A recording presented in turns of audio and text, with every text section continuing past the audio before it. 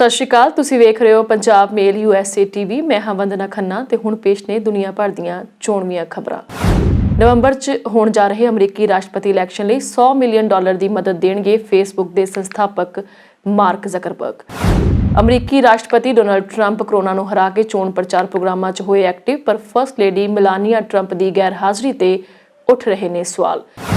Corona antibodies ਵਿਸ਼ੇ ਤੇ ਅਮਰੀਕੀ ਰਿਸਰਚਰ ਦੀਪਕ ਭੱਟਾਚਾਰਿਆ ਨੇ 6000 ਲੋਕਾਂ ਤੇ ਕੀਤੀ ਰਿਸਰਚ ਇਮਿਊਨਿਟੀ ਬਾਰੇ ਜ਼ਾਹਿਰ ਕੀਤੀਆਂ ਚਿੰਤਾਵਾਂ।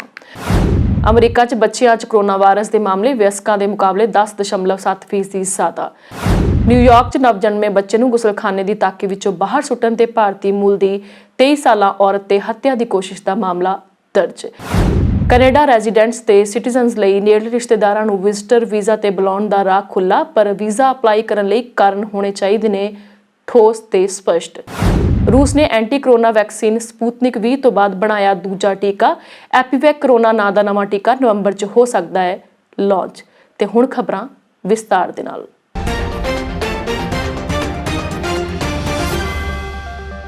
ਫੇਸਬੁੱਕ ਦੇ ਸੰਸਥਾਪਕ ਮਾਰਕ ਜ਼ਕਰਬਰਗ ਤੇ ਉਹਨਾਂ ਦੀ ਪਤਨੀ ਪ੍ਰਿਸਲਾ ਚਾਨ ਨੇ ਕਿਹਾ ਕਿ ਉਹ ਨਵੰਬਰ 'ਚ ਹੋਣ ਜਾ ਰਹੀਆਂ ਅਮਰੀਕੀ ਚੋਣਾਂ ਲਈ $100 ਮਿਲੀਅਨ ਦੀ ਹੋਰ ਮਦਦ ਦੇਣਗੇ।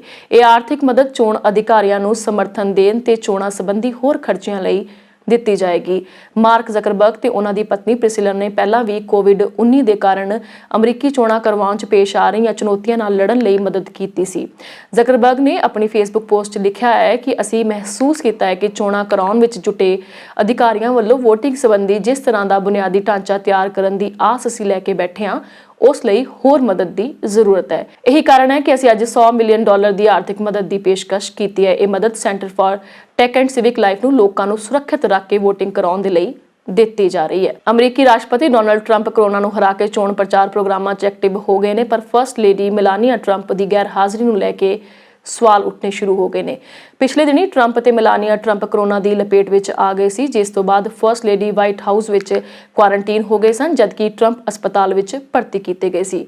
ਫਸਟ ਲੇਡੀ ਨੇ ਪਹਿਲਾਂ ਇੱਕ ਟਵੀਟ ਕਰਕੇ ਆਪਣੀ ਤਬੀਅਤ ਨੂੰ ਲੈ ਕੇ ਜਾਣਕਾਰੀ ਦਿੱਤੀ ਸੀ ਕਿ ਹੁਣ ਉਹਨਾਂ ਵਿੱਚ ਸੰਕਰਮਣ ਦੇ ਹਲਕੇ ਲੱਛਣ ਨੇ।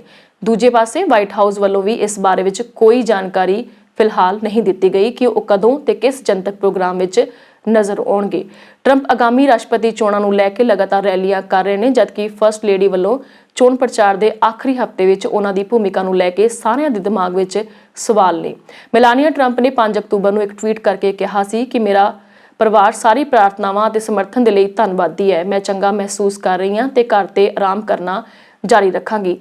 ਗੌਰਤਲਬ ਹੈ ਕਿ ਮੇਲਾਨੀਆ ਟਰੰਪ ਨੂੰ ਆਖਰੀ ਵਾਰ 29 ਸਤੰਬਰ ਨੂੰ ਟਰੰਪ ਦੇ ਨਾਲ ਪਹਿਲੀ ਪ੍ਰੈਜ਼ੀਡੈਂਸ਼ੀਅਲ ਡਿਬੇਟ ਦੌਰਾਨ ਦੇਖਿਆ ਗਿਆ ਸੀ ਅਤੇ ਉਸ ਤੋਂ ਪਹਿਲਾਂ ਉਹ 26 ਸਤੰਬਰ ਨੂੰ ਵਾਈਟ ਹਾਊਸ ਰੋਜ਼ ਗਾਰਡਨ ਵਿੱਚ ਇੱਕ ਪ੍ਰੋਗਰਾਮ ਵਿੱਚ ਦਿਖੇ ਸੀ, ਜਿਸ ਵਿੱਚ ਕਈ ਲੋਕਾਂ ਨੇ ਹਿੱਸਾ ਲਿਆ ਸੀ।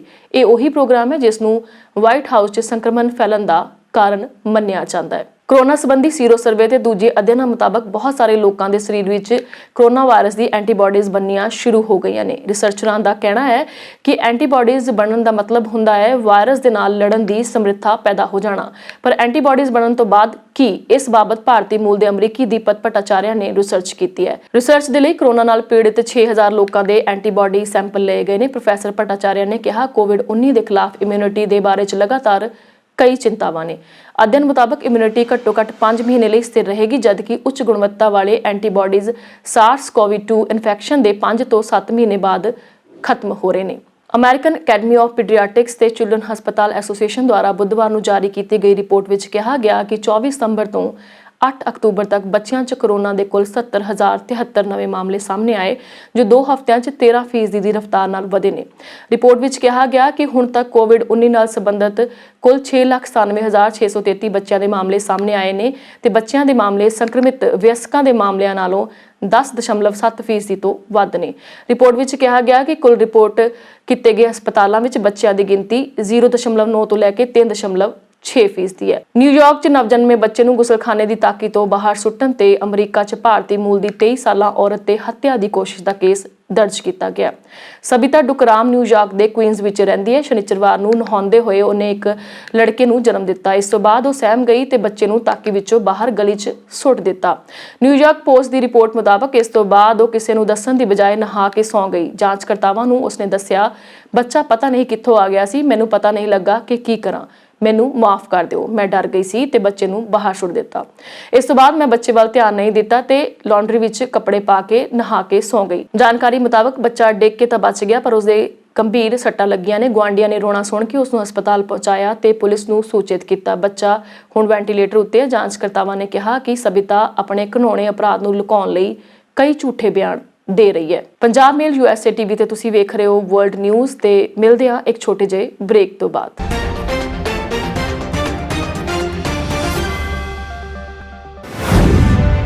ਦੁਨੀਆ ਨੂੰ ਜਾਣੋ ਪੰਜਾਬ ਮੇਲ USA ਚੈਨਲ ਦੇ ਨਾਲ।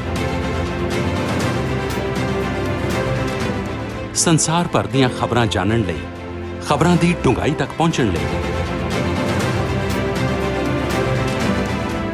ਰੋਜ਼ ਵੇਖੋ ਪੰਜਾਬ ਮੇਲ ਅਖਬਾਰਨਾਮਾ।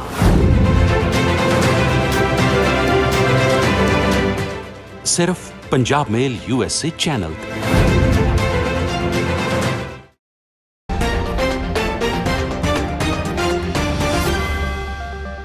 ਬ੍ਰੇਕ ਤੋਂ ਬਾਅਦ ਇੱਕ ਵਾਰ ਫਿਰ ਤੋਂ ਸਵਾਗਤ ਹੈ ਪੰਜਾਬ ਮੇਲ USA TV ਤੇ। ਤੁਸੀਂ ਵੇਖ ਰਹੇ ਹੋ ਦੁਨੀਆ ਭਰ ਦੀਆਂ ਚੋਣਵੀਆਂ ਖਬਰਾਂ। ਕੈਨੇਡਾ ਸਰਕਾਰ ਨੇ ਕੋਰੋਨਾ ਵਾਇਰਸ ਕਾਰਨ ਵੀਜ਼ਾ ਪਾਬੰਦੀਆਂ ਨੂੰ ਨਰਮ ਕਰਦਿਆਂ ਕੈਨੇਡੀਅਨ ਨਾਗਰਿਕਾਂ ਤੇ ਪੱਕੇ ਵਸਨੀਕਾਂ ਦੇ ਨਜ਼ਦੀਕੀ ਪਰਿਵਾਰਾਂ ਚੋਂ ਮੰਗੇਤਰ, ਭੈਣ ਭਰਾ, ਬੱਚੇ, ਦਾਦਾ ਦਾਦੀ, ਨਾਨਾ ਨਾਨੀ ਨੂੰ ਕੈਨੇਡਾ ਆਉਣ ਦੀ ਖੁੱਲ੍ਹ ਦਿੱਤੀ ਹੈ, ਪਰ ਉਸ ਲਈ ਕਾਨੂੰਨੀ ਪ੍ਰਕਿਰਿਆ ਪੂਰੀ ਕਰਨਾ ਜ਼ਰੂਰੀ ਹੈ। ਇਮੀਗ੍ਰੇਸ਼ਨ ਮੰਤਰਾਲੇ ਦੀਆਂ ਹਦਾਇਤਾਂ ਮੁਤਾਬਕ ਕੈਨੇਡਾ ਸਰਕਾਰ ਵੱਲੋਂ ਲਿਖਤੀ ਇਜਾਜ਼ਤ ਤੋਂ ਬਿਨਾਂ ਕਿਸੇ ਨੂੰ ਕੈਨੇਡਾ ਜਾਣ ਦੀ ਤਿਆਰੀ ਨਹੀਂ ਕਰਨੀ ਚਾਹੀਦੀ। ਇਜਾਜ਼ਤ ਲੈਣ ਦੀ ਪ੍ਰਕਿਰਿਆ ਉਹਨਾਂ ਲੋਕਾਂ ਨੂੰ ਵੀ ਪੂਰੀ ਕਰਨੀ ਪੈਣੀ ਹੈ ਜਿਨ੍ਹਾਂ ਦੇ ਪਾਸਪੋਰਟਾਂ 'ਚ ਕੈਨੇਡਾ ਦਾ ਵੈਲਿਡ ਵੀਜ਼ਾ ਪਹਿਲੇ ਤੋਂ ਲੱਗਾ ਹੋਇਆ। ਇਹ ਪ੍ਰਕਿਰਿਆ ਪੂਰੀ ਹੋਣ ਨੂੰ 2 ਹਫ਼ਤੇ ਤੱਕ ਦਾ ਸਮਾਂ ਲੱਗ ਜਾਂਦਾ ਹੈ। ਇਸ ਲਈ ਜਿਹੜੇ ਰਿਸ਼ਤੇਦਾਰ ਕੋਲ ਕੈਨੇਡਾ ਜਾਣਾ ਹੋਵੇ ਉਸ ਕੋਲੋਂ ਵਕੀਲ ਰਾਹੀਂ ਤਸਦੀਕ ਕਰਵਾਏ ਫਾਰਮ, ਰਿਸ਼ਤੇਦਾਰੀ ਦੇ ਪ੍ਰਮਾਣ ਦੀ ਵੀ ਲੋੜ ਪੈਂਦੀ ਹੈ। ਇਹ ਫਾਰਮ ਇਮੀਗ੍ਰੇਸ਼ਨ ਮੰਤਰਾਲੇ ਨੇ ਉਪਲਬਧ ਕਰਵਾਇਆ ਹੋਇਆ। ਕੈਨੇਡਾ ਸਰਕਾਰ ਨੇ ਇਹ ਸਹੂਲਤ ਮੁੱਖ ਤੌਰ ਤੇ ਉਹਨਾਂ ਲੋਕਾਂ ਨੂੰ ਦੇਣੀ ਹੈ ਜਿਨ੍ਹਾਂ ਨੇ ਕਿਸੇ ਵਿਆਹ ਸਮਾਗਮ 'ਚ ਸ਼ਾਮਲ ਹੋਣਾ ਹੈ, ਅੰਤਿਮ ਸੰਸਕਾਰ ਮੌਕੇ ਜਾਣਾ ਹੈ, ਗੰਭੀਰ ਬਿਮਾਰ ਪਰਿਵਾਰਕ ਜੀ ਨੂੰ ਆਖਰੀ ਵਾਰ ਦੇਖਣ ਜਾਣਾ ਹੈ ਜਾਂ ਫਿਰ ਉਸ ਦੀ ਦੇਖਭਾਲ ਕਰਨੀ ਹੈ। ਕੈਨੇਡਾ 'ਚ ਪਿਛਲੇ ਸਾਲ ਹੋਈਆਂ ਆਮ ਚੋਣਾਂ ਦੌਰਾਨ ਹਜ਼ਾਰਾਂ ਲੋਕਾਂ ਵੱਲੋਂ ਫਰਜ਼ੀ ਵੋਟਾਂ ਪਾਉਣ ਦੇ ਮਾਮਲੇ ਸਾਹਮਣੇ ਆਏ ਸੀ।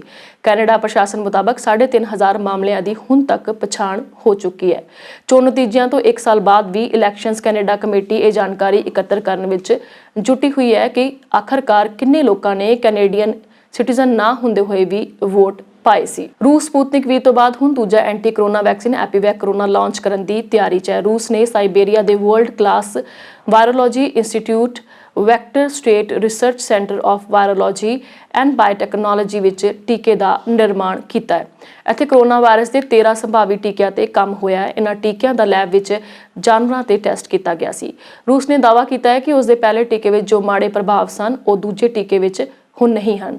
ਇਹ ਟੀਕਾ ਬਹੁਤ ਹੀ ਖੂਫੀਆ ਤਰੀਕੇ ਨਾਲ ਬਣਾਇਆ ਗਿਆ ਹੈ। ਰੂਸ ਨੇ 11 ਅਗਸਤ ਨੂੰ ਦੁਨੀਆ ਦਾ ਪਹਿਲਾ ਕੋਵਿਡ-19 ਟੀਕਾ ਲਾਂਚ ਕੀਤਾ ਸੀ। ਇਹ ਬਹੁਤ ਵਿਵਾਦਾਂ ਵਿੱਚ ਰਿਹਾ ਕਿਉਂਕਿ ਟ੍ਰਾਇਲ ਦਾ ਤੀਜਾ ਪੜਾਅ ਪੂਰਾ ਹੋਣ ਤੋਂ ਪਹਿਲਾਂ ਹੀ ਇਸ ਦਾ ਇਸਤੇਮਾਲ ਸ਼ੁਰੂ ਕਰ ਦਿੱਤਾ ਗਿਆ ਸੀ। ਦੂਜੇ ਪਾਸੇ ਰੂਸ ਐਪੀਵੈਕ ਕਰੋਨਾ ਨੂੰ ਨਵੰਬਰ 'ਚ ਲਾਂਚ ਕਰ ਸਕਦਾ ਹੈ। ਹੀਥਰੋ ਹਵਾਈ ਅੱਡੇ ਤੇ ਇੱਕ ਬ੍ਰਿਟਿਸ਼ ਔਰਤ ਨੂੰ 5 ਸੂਟਕੇਸਾਂ ਵਿੱਚ ਲਗਭਗ $2 ਮਿਲੀਅਨ ਯਾਨੀ ਲਗਭਗ 15 ਕਰੋੜ ਰੁਪਏ ਨਾਲ ਦੁਬਈ ਭੱਜਣ ਦੀ ਕੋਸ਼ਿਸ਼ ਵਿੱਚ ਗ੍ਰਿਫਤਾਰ ਕੀਤਾ ਗਿਆ ਹੈ। ਤਾਰਾ ਹੈਨਲਾਨ ਨਾਂ ਦੀ ਇਸ ਬੀਬੀ ਤੇ ਕਾਲੇ ਧਨ ਨੂੰ ਸਫੇਦ ਕਰਨ ਦੇ ਦੋਸ਼ ਲੱਗੇ ਨੇ। ਇਹ 2020 ਚ ਜ਼ਬਤ ਹੋਈ ਇੰਨੀ ਵੱਡੀ ਰਕਮ ਦਾ ਪਹਿਲਾ ਮਾਮਲਾ ਹੈ। 30 ਸਾਲ ਦੀ ਤਾਰਾ ਹੈਨਲਾਨ ਨੂੰ 3 ਅਕਤੂਬਰ ਨੂੰ ਹੀਥਰੋ ਹਵਾਈ ਅੱਡੇ ਤੇ ਰੋਕਿਆ ਗਿਆ ਸੀ ਜਿੱਥੇ ਉਹ ਦੁਬਈ ਜਾਣ ਵਾਲੀ ਫਲਾਈਟ ਵਿੱਚ ਚੜਨ ਦੀ ਕੋਸ਼ਿਸ਼ ਕਰ ਰਹੀ ਸੀ। ਹੀਥਰੋ ਹਵਾਈ ਅੱਡੇ ਦੇ ਅਧਿਕਾਰੀਆਂ ਨੇ ਸਮਾਨ ਦੀ ਜਾਂਚ ਦੌਰਾਨ ਦੇਖਿਆ ਕਿ ਉਹ 5 ਵੱਡੇ ਸੂਟਕੇਸਾਂ ਵਿੱਚ ਕੈਸ਼ ਭਰ ਕੇ ਲਿਜਾ ਰਹੀ ਹੈ। ਹੈਨਲਾਨ ਨੂੰ ਡੌਨਕਾਸਟਰ ਖੇਤਰ ਦੀ 28 ਸਾਲ ਦੀ ਇੱਕ ਹੋਰ ਬੀਬੀ ਨਾਲ ਹਿਰਾਸਤ ਵਿੱਚ ਲਿਆ ਗਿਆ।